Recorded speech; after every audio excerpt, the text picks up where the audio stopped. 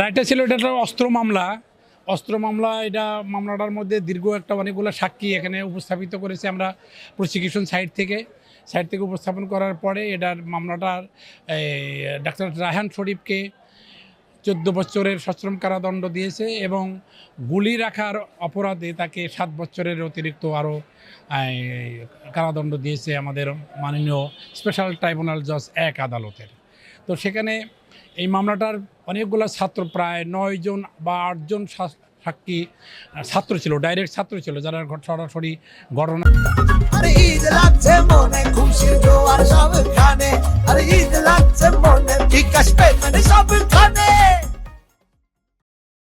সময় উপস্থিত সাক্ষী তারা।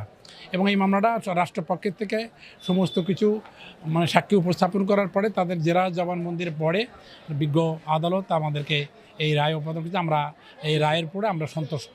এটা একটা অস্ত্র মামলা ছিল, অস্ত্র মামলায় সাজা প্রদান করা হয়েছে। এই মামলার আসামি সিরাজগঞ্জ এম মনসুর আলী মেডিকেল কলেজের একজন প্রভাষক ছিলেন। ওনাকে অস্ত্র মামলায় সাজা প্রদান করা হয়েছেন 14 বছর এবং 7 বছর। আমরা এই রায়ের বিরুদ্ধে মহামান্য হাইকোর্টে আপিল দায়ের করব এবং আপিলের ন্যায় বিচার পাবো ইনশাল্লাহ।